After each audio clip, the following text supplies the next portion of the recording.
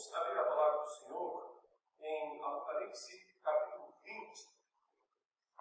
Vamos localizar aí no versículo 11, Apocalipse 20, versículo 11.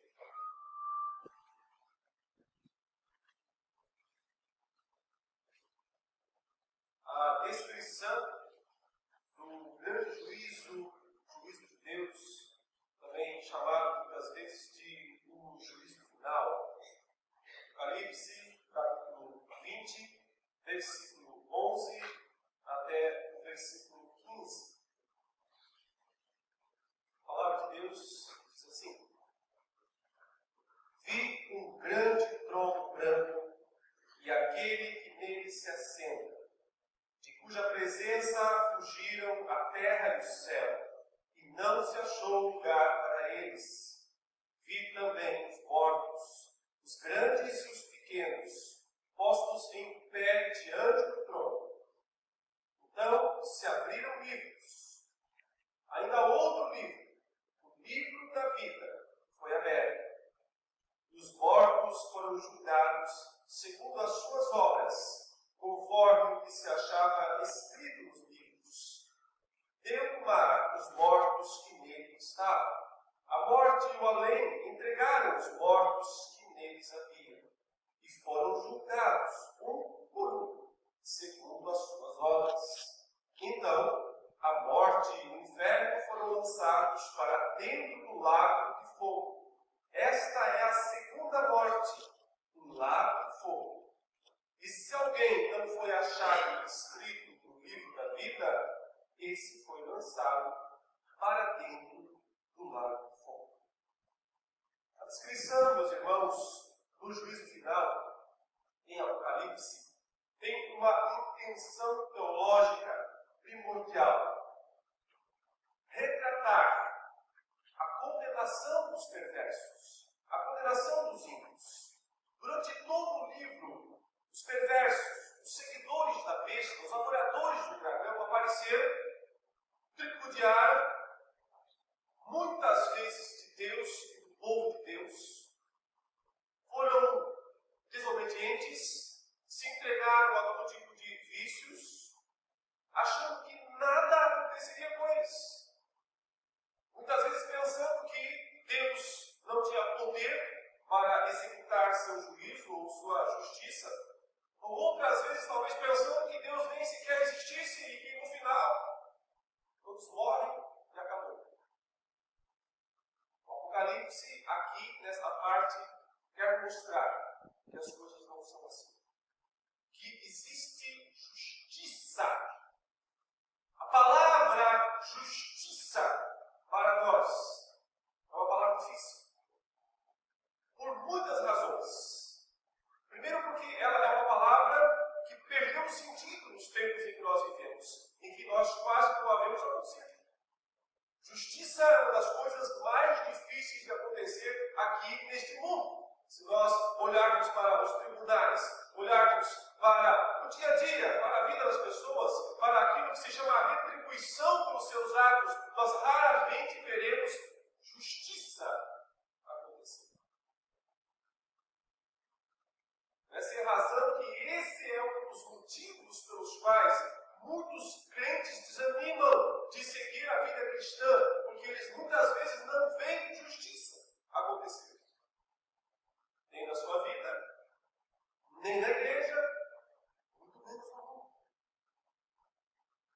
Mas justiça também é uma palavra assustadora por outro lado, especialmente para os piedosos.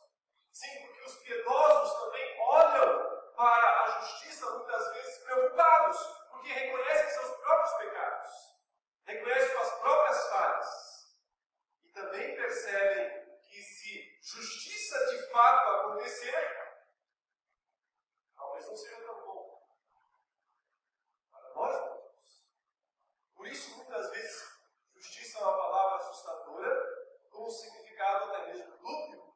Deveria ser assim, mas é por causa da existência do mal, por causa da existência do pecado. O juízo final, o juízo do grande trono branco, como aqui está descrito, o juízo de Deus, É um conceito, é algo absolutamente necessário. Se não existir um juízo final, a vida não tem o menor sentido.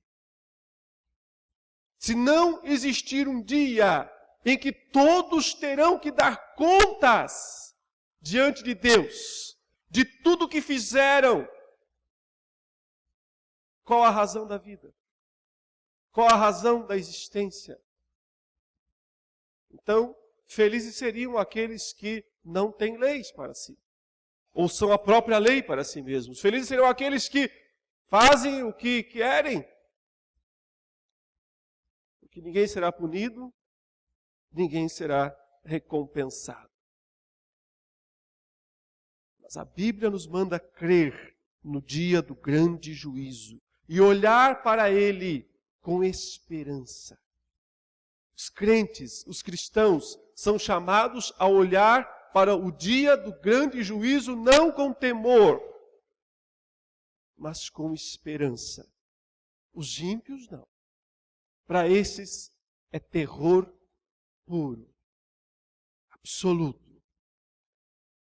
Mas para os crentes, a descrição do grande juízo em Apocalipse é uma descrição que traz esperança. Como todo o livro, apesar das suas cenas muitas vezes tão dramáticas, das suas cenas tão drásticas, fortes, assustadoras em muitos pontos.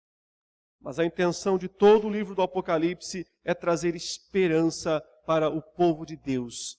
Esperança baseada na fé, que confia que existe um Deus, que tem todas as coisas sob controle e que não deixará passar vazio, não deixará em branco aquilo que precisa ser feito, que não deixará passar os atos, as atitudes das pessoas sem que recebam o que é devido, o que é apropriado. É claro que olhar para essa descrição aqui do capítulo 20, versículos 11 a 15, precisa ser entendido da seguinte maneira. Nós temos que olhar para esse texto da seguinte maneira, não como uma descrição do evento físico literal. Há muitas expressões aqui que nem sequer podem ser descritas literalmente. Mas são os conceitos teológicos que os símbolos transmitem para nós que são importantes, porque nos ajudam a entender algo ou coisas importantes do caráter da justiça de Deus e também de como se dará aquele julgamento. Eu quero destacar, porque o texto faz isso, quais são as principais características ou os principais aspectos deste grande dia do juízo. E note que a primeira descrição que nós temos é do juiz. Começa assim: vi um grande trono branco e aquele que nele se assenta, de cuja presença fugiram a terra e o céu, e não se achou lugar para eles. Uma descrição, em primeiro lugar, do juiz, o responsável pelo grande julgamento. Ele é descrito aqui assentado num trono branco, ele é descrito aqui numa expressão de fulgor tão grande que ele diz que a terra e o céu não conseguem ficar perto dele. Em primeiro lugar, notemos que o destaque está para o trono. Viu um grande trono. Aliás, essa foi a primeira visão de João quando ele foi chamado para subir aos céus, lá na ilha de Patmos, e ao chegar ao céu, a primeira coisa, o primeiro objeto que ele viu foi um trono. O trono que dominava os céus. O trono que governa todo o universo. Isso nos remete a quê? A ordem, organização. O universo não é caótico, como muitas vezes parece. O universo tem ordem, tem propósito, porque ele tem um ponto central, de onde flui todas as demais coisas. Há um trono, há um governo. Não é anarquia. Existe um poder central.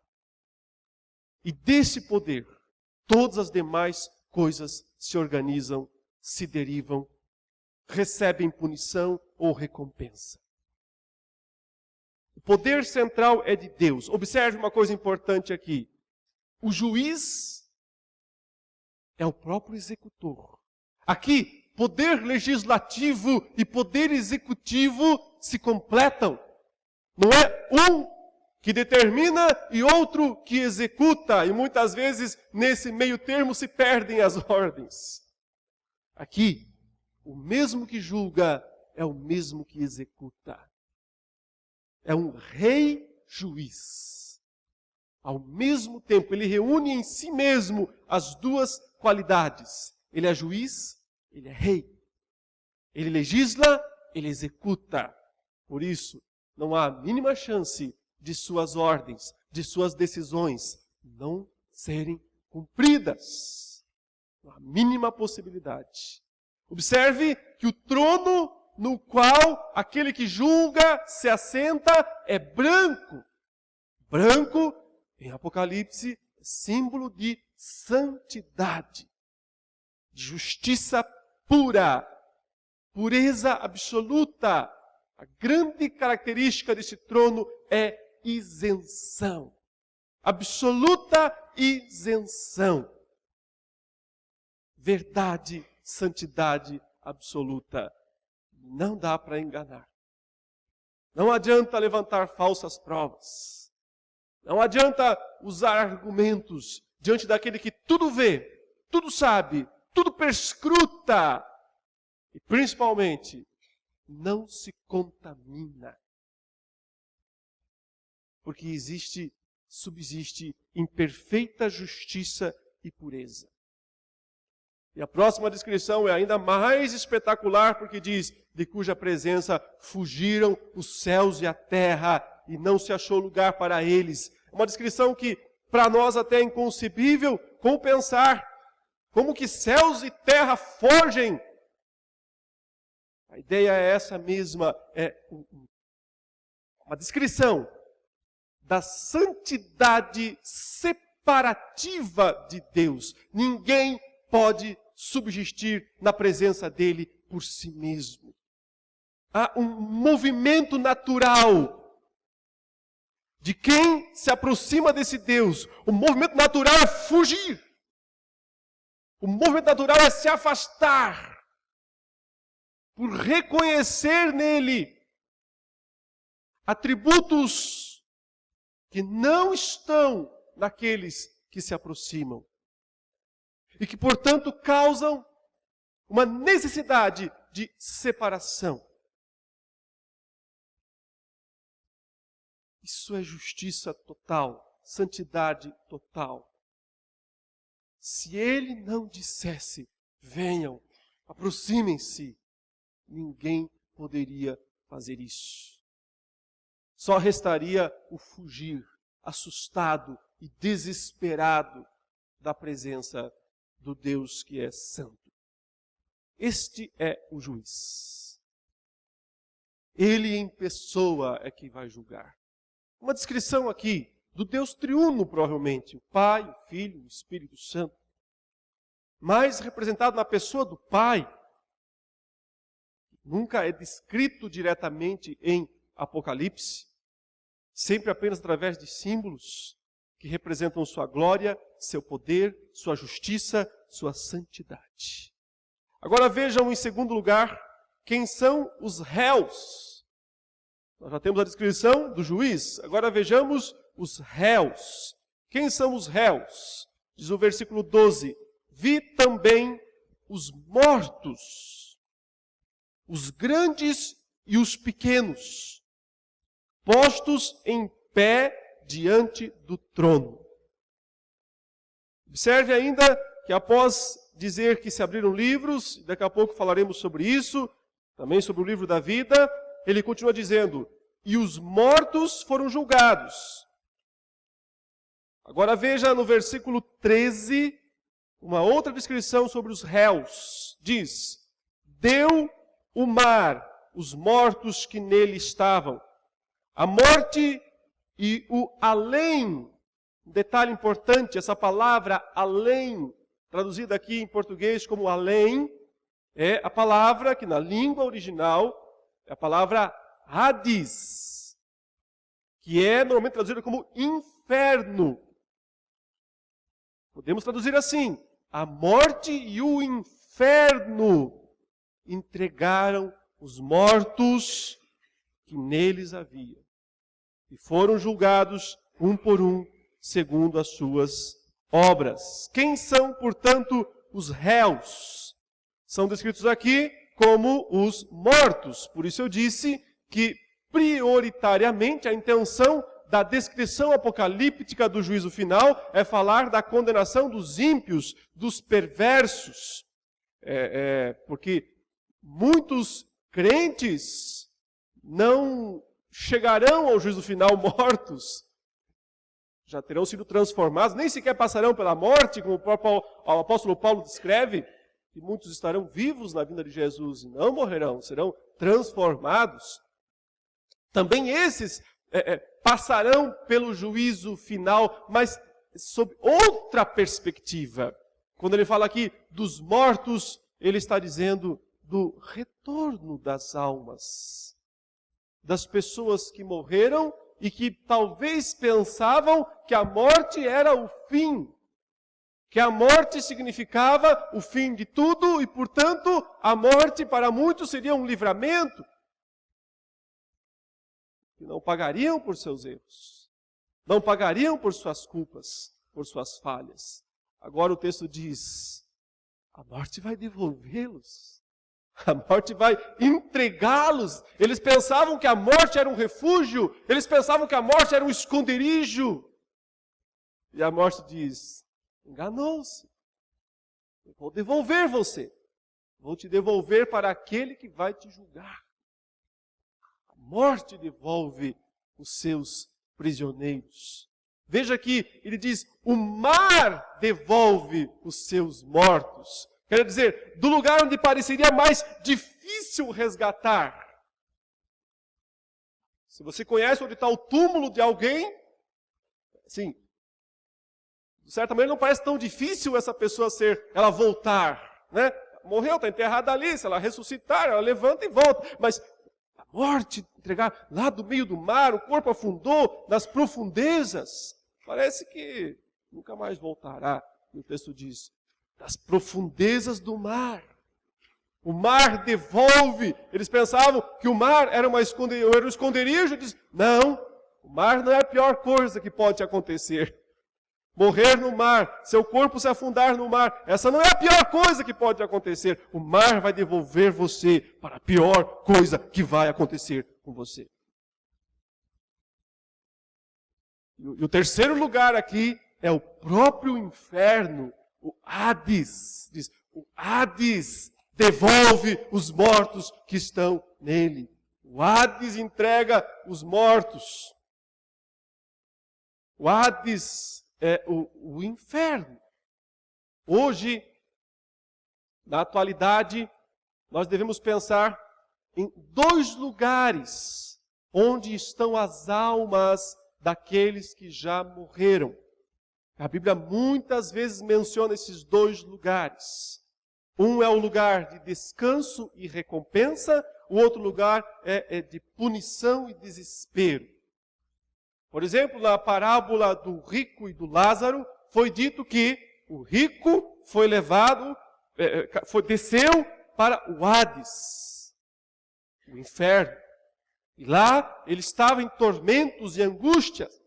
E gostaria que uma gotinha de água fosse pingada na sua boca, na sua língua, e talvez isso lhe trouxesse um pouquinho de alívio. Essa é uma descrição simbólica, obviamente, mas que nos dá uma ideia do que é esse lugar chamado Hades, esse lugar chamado inferno. Por outro lado, Lázaro foi levado para o seio de Abraão, ou a fazenda de Abraão, outras vezes chamado de o paraíso, ou o céu, simplesmente. O céu. Portanto, há 2 lugares, céu ou inferno. As almas de todos os que morreram estão num desses 2 lugares. De acordo com que fizeram de sua vida.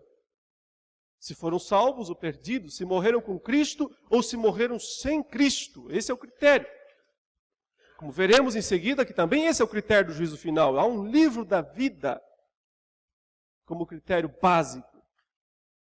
Os nomes estão escritos ou não no livro da vida, isso que define o destino eterno. O que é importante entender é que tanto o céu atual quanto o Hades atual, o inferno atual, nós chamamos em teologia esses lugares de estado intermediário. Por que estado intermediário? Porque eles não são os estados finais. Os estados finais são o novo céu e a nova terra e o lago de fogo.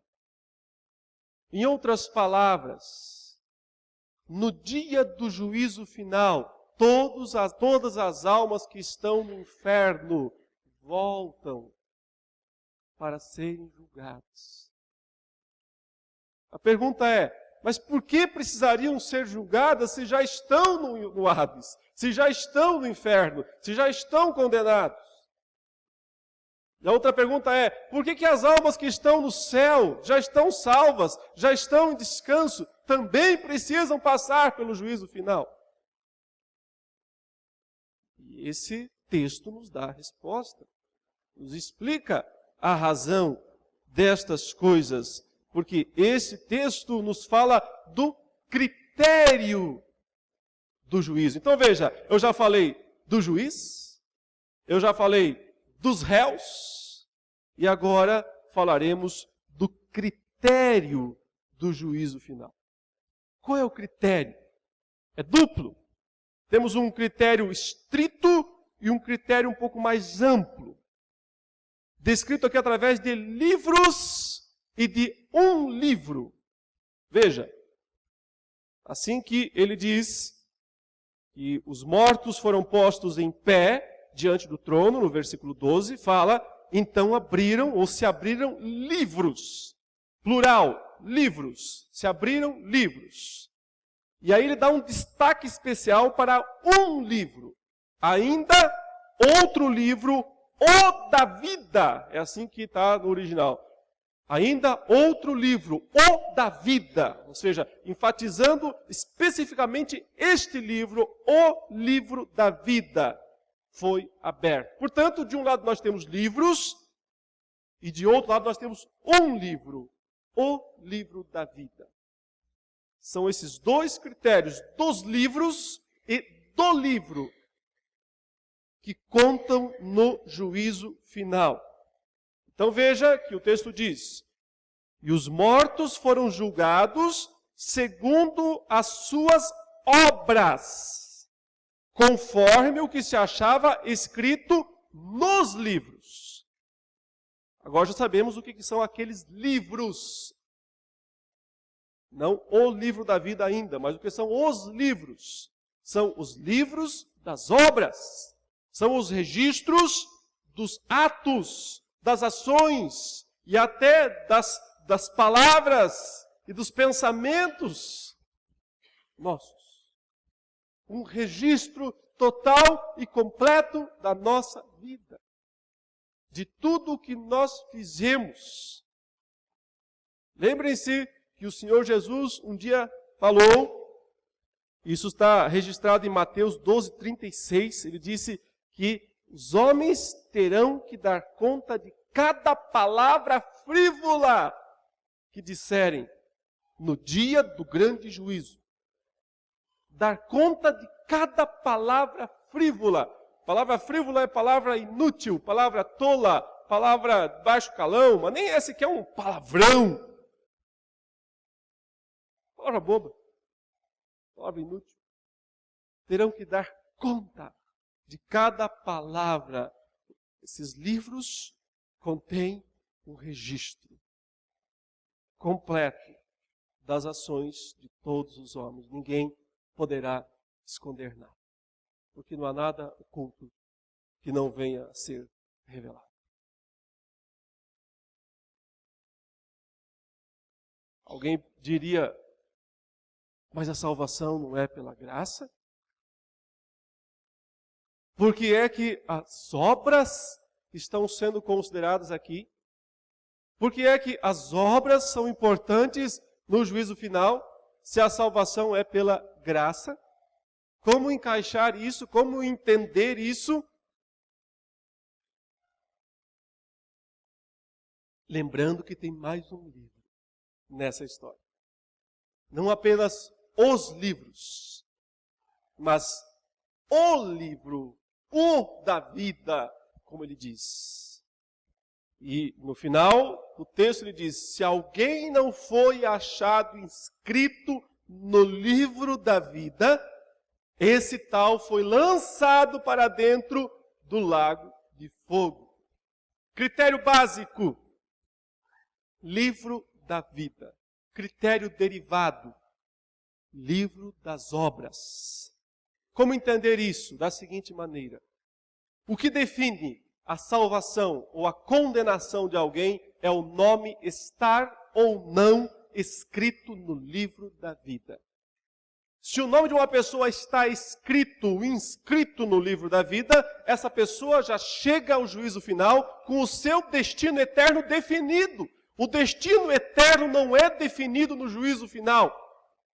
O juízo eterno é definido neste mundo e nesta vida. Aquele que crê, aquele que tem o Filho de Deus, tem a vida. O próprio João disse: aquele que não tem o Filho de Deus, não tem a vida. Vejam comigo um texto lá em João 3, versículo 18. Observem o que o apóstolo João, ele mesmo que escreveu o Apocalipse, também disse em João capítulo 3, versículo 18. Após falar que Deus amou ao mundo de tal maneira que deu o seu Filho unigênito para que todo aquele que nele crê não pereça, mas tenha a vida eterna. Após dizer que Deus enviou o seu Filho ao mundo não para julgar o mundo, mas para que o mundo fosse salvo por ele, ele diz no verso 18: quem nele crê não é julgado. O que não crê já está julgado, porquanto não crê no nome do unigênito Filho de Deus. Quando uma pessoa crê em Jesus Cristo, o seu nome, então, está escrito no livro da vida.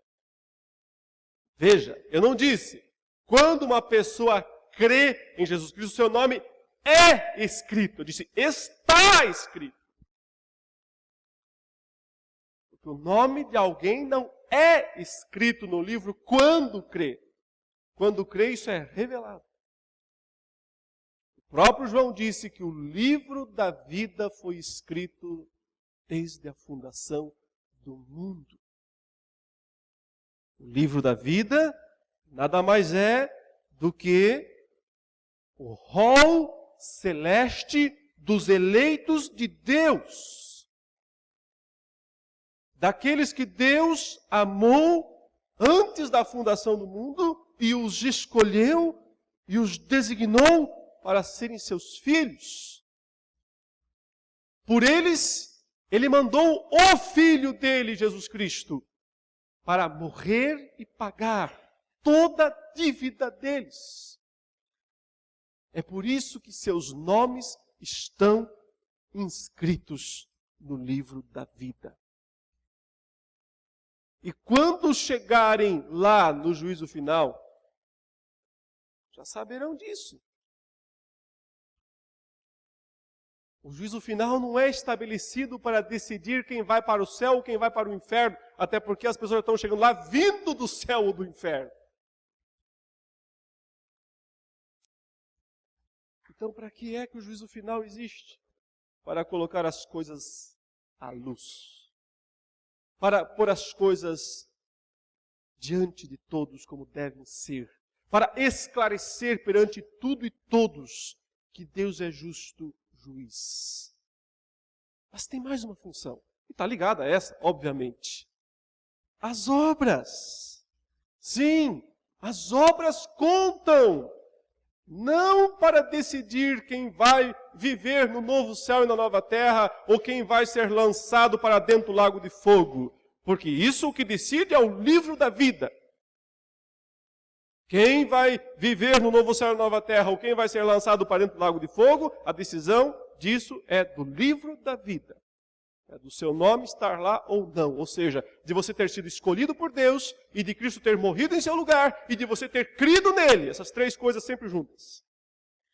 Sem possibilidade de separar. Mas as obras contam. Contam para designar o lugar de cada um, onde quer que seja. Aquela palavrinha estranha, né? Chamada de galardão. Galardão, recompensa. Que pode ser as avessas também. E aqui, no juízo final, o que está em foco é a recompensa às avessas.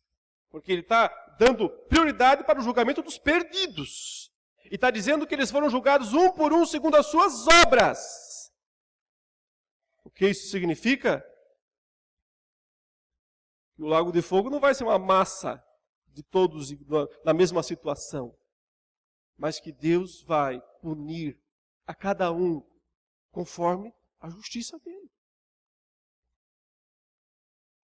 Estão todos no mesmo lugar, no lago de fogo, mas o próprio Cristo disse que existem critérios para a punição também. Por exemplo, o Senhor Jesus falou, abra comigo lá em Mateus 10, versículo 15. Mateus capítulo 10, versículo 15, após incentivar seus discípulos a irem de casa em casa, pregando a palavra, anunciando a paz do Evangelho, ele disse, sabe o que acontece quando alguém recusa? Quando você vai numa casa, quando você vai numa cidade, quando você vai numa vila, e essa vila recusa o anúncio do Evangelho, é o seguinte, ele diz, versículo 15, em verdade vos digo que menos rigor haverá para Sodoma e Gomorra no dia do juízo do que para aquela cidade. Você entendeu? Ele disse o seguinte, uma pessoa, uma casa, uma cidade que recusa o anúncio do Evangelho será julgada com mais rigor do que Sodoma e Gomorra, as piores cidades do mundo antigo, receberão. Por quê? Conhecimento é um dos fatores essenciais. Cristo disse, aquele servo que sabia a vontade do seu Senhor e não fez, será punido com muitos açoites. Aquele servo que não sabia a vontade do seu Senhor e não fez, será absolvido? Não! Será punido também, mas com menos açoites. Então o critério é mais açoites, menos açoites, de acordo com o conhecimento de cada um. Por isso, a Bíblia diz, não tenham muita vontade de serem mestres. Porque o juízo vai ser maior para vocês. Então, o que nós aprendemos é que as obras contam. Não para salvar ou condenar alguém, porque a salvação é pela graça. Depende do nome estar ou não estar escrito no livro da vida. Mas as obras contam para definir o estado futuro de cada um. Se será um estado de mais punição ou menos punição. Agora, não me pergunte o que é isso, eu não faço ideia, nem quero, na verdade, saber como é que vai ser o lago de fogo. Se é mais temperatura, mais fogo, menos fogo, o que é, eu não sei, não tenho interesse em conhecer. Acho que você também não tem. A única coisa importante saber é que Deus é justo para punir a cada um de acordo com o que é certo. O outro lado é verdadeiro também. Aqui mesmo no capítulo 11, em Apocalipse, na primeira vez que ele descreve com uma certa propriedade o juízo final, João já diz que o juízo final também é o tempo de dar a recompensa aos servos. Veja lá, Apocalipse 11, verso 18. É a sétima trombeta, uma das antigas descrições, das primeiras descrições do fim do mundo, do juízo final, lá nos ciclos, nas sessões que ele vai repetindo tantas vezes. E ele disse aqui no versículo 18 do capítulo 11, na verdade as nações se enfureceram, chegou porém uma ira maior, a tua ira. E o tempo determinado para serem julgados os mortos, esses aí que nós vimos aqui no capítulo 20, e o outro lado e o tempo determinado para se julgar os mortos, para se dar o galardão aos teus servos, os profetas, aos santos, aos que temem ao teu nome, tanto aos pequenos como aos grandes, e para destruires os que destroem a terra. Quer dizer, o dia do juízo final é o tempo da punição dos perversos e também é o tempo de dar o galardão, a recompensa às avessas, para os perversos, e a recompensa plena para os santos. Como é que será que funciona a recompensa dos santos? O galardão do povo de Deus. O que é esse galardão? O que será que Deus, que tipo de recompensa Ele vai dar? Será que uns vão ser mais ricos do que outros no céu? Será que uns vão morar em casas de diamante e outros em casas de, bronze? Como é que é essa questão da recompensa no novo céu e na nova terra? Muita especulação sobre isso, teorias infindáveis. A que me parece mais bíblica é a que fala sobre posições. Posição de autoridade. Porque a autoridade, posição de autoridade, isso não tem a ver com pecado, não tem a ver com queda, isso é anterior à queda. Pai, Filho e Espírito Santo são iguais em essência, eternidade e poder, e no entanto, eles se subordinam quando tem que fazer funções, tarefas. O Filho diz que veio fazer a vontade do Pai que o enviou. Os anjos não caídos, os anjos eleitos, têm hierarquia entre eles. Tem um arcanjo, é o chefe. Os outros têm posições menos importantes em termos de decisões, de tomada de decisões, de execução de projetos, digamos assim. Então, podemos pensar que o novo céu e a nova terra será um lugar onde as funções também serão diferentes. Todo mundo que foi salvo estará lá. Mas as posições de hierarquia poderão ser diferentes. Isso não significará orgulho. Isso não significará prepotência. O anjo Gabriel não fica enciumado porque Miguel é o arcanjo. E se alguém ficar enciumado no novo céu e na nova terra, vai descobrir que está no lago de fogo. Vai descobrir que está no lugar errado. Porque não existe isso no novo céu e na nova terra. Mas as recompensas existem. Portanto, meus irmãos, as obras são importantes? Muito. Muito importantes. Não para salvar, não para condenar ninguém, porque isso que decide é o livro da vida. Isso que decide é o sangue do Cordeiro, é a graça, é a eleição, é a fé. Mas são importantes para galardão, para o bem e para o mal. Galardão de recompensa dos salvos, pela graça de Deus, sempre. Nenhum salvo pensa que fez mais por si mesmo. Sempre lembra como Paulo disse um dia sobre o seu trabalho em relação ao trabalho dos outros apóstolos. Falou, trabalhei mais do que eles. Pode ser um pouco orgulhoso, né? Aliás, ele falou, trabalhei muito mais do que eles. Mas em seguida Paulo se corrige, todavia não eu, mas a graça de Deus comigo. Todo aquele que sabe que fez alguma coisa a mais do que os outros, sempre diz, a graça de Deus foi a responsável. A graça de Deus, toda a glória sempre a Deus. E finalmente, irmãos, para encerrar aqui a descrição do grande juízo de Deus, nós temos as consequências. Já vimos o juiz, os réus, o critério e agora as consequências. Quais são as consequências? Banimento. Banimento de tudo aquilo que está fora de lugar. De tudo aquilo que atrapalha a ordem da criação de Deus. Um dia, como Paulo diz, pecado entrou no mundo. E pelo pecado a morte. Assim a morte passou a todos os homens, porque todos pecaram. Chegou a hora de remover isso.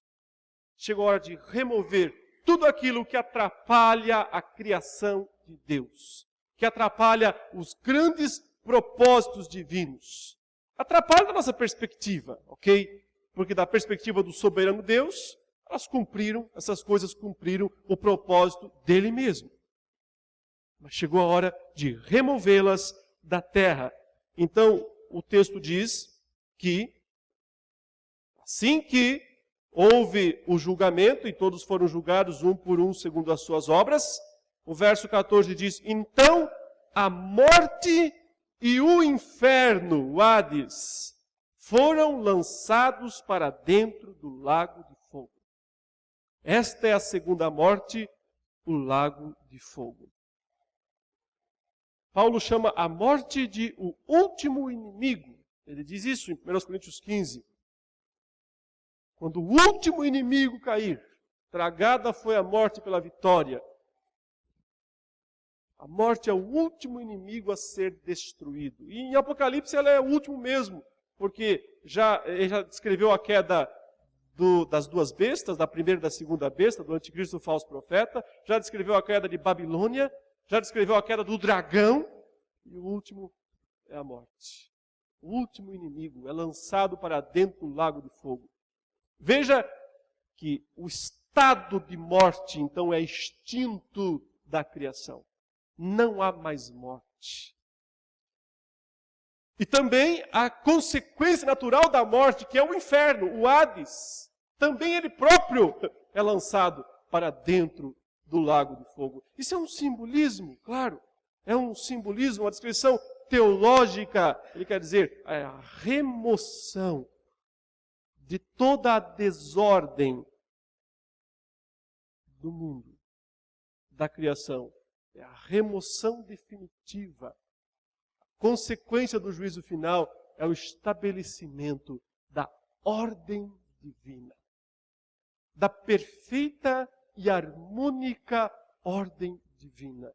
Tanto é que o próximo versículo vai dizer assim, vi novo céu e nova terra. E a partir daí não há mais nenhum resquício de tudo aquilo que trouxe sofrimento, de tudo aquilo que trouxe confusão, destruição. O juízo final é a garantia de que o mundo, o universo, chegará a alcançar o pleno propósito de Deus. Por isso, meus irmãos, a mensagem é de esperança. Por um lado, aqueles que vivem suas vidas despreocupadamente deveriam reconsiderar. Deveriam reconsiderar. Aqueles que pensam que a morte é o fim de tudo, deveriam reconsiderar. Um dia a morte vai devolvê-los. Ela não é nem ela mesma o refúgio. Nem o mar, nem o inferno atual, que já é ruim um bocado. Porque há um lugar pior do que todos esses, que é o lago de fogo.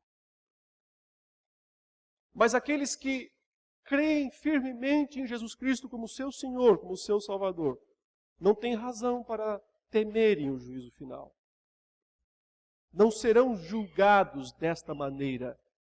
Seus nomes estão escritos no livro da vida. Portanto, vão habitar o novo céu e a nova terra. Mas devem também pensar e reconsiderar do que estão fazendo com os dons, com os benefícios concedidos por Deus. Se os estão usando bem, aplicando bem para a glória de Deus, ou se estão fazendo isso para a glória de si mesmos. Se estão sendo dedicados, e em alguns momentos até se sacrificando pela glória do Senhor, sacrificando o eu pela glória do Senhor, porque as obras contam, não para a salvação, nem para a condenação, mas para galardão. Pensar se no dia do juízo final receberão mais elogios ou menos. Isto é muito importante.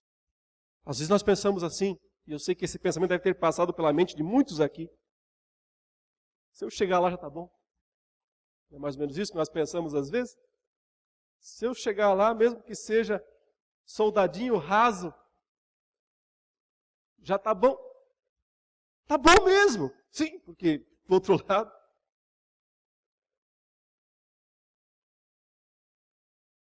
Mas não é tudo. O Senhor tem muito mais. De uma vida de serviço, de uma vida de dedicação. E a coisa mais interessante é que as recompensas para essas coisas não estão só lá no futuro. Ele disse, já começa a receber agora. No presente. Ele diz, quem tiver que abandonar isso, aquilo outro, por minha causa, já recebe agora isso, aquilo e muito mais daquilo outro. Agora mesmo. Acima de tudo, encaremos o futuro com esperança. Pela fé no Cordeiro de Deus, que deu sua vida por nós e garante nossos nomes escritos no livro da vida. E lembremos de uma verdade final. Não tem borrão no livro da vida. Não existe borracha para apagar o que está escrito lá. E Deus também não fica apagando e escrevendo o nome de ninguém. Seu nome está lá porque Deus o amou desde a fundação do mundo. Porque Cristo deu sua vida pelos seus pecados e porque você crê firmemente no Cordeiro de Deus. Curva sua cabeça, feche seus olhos e oremos ao Senhor.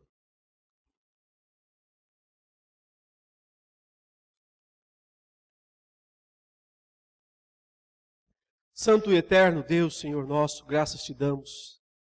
Sim, Senhor, exaltamos o teu nome nesta manhã, em perspectiva do juízo daquele grande dia, que representa para nós, ou representará para nós, a alegria suprema, maior, de vermos todos os teus grandes propósitos se cumprirem definitivamente nesta vida, nesta terra, neste mundo e no porvir.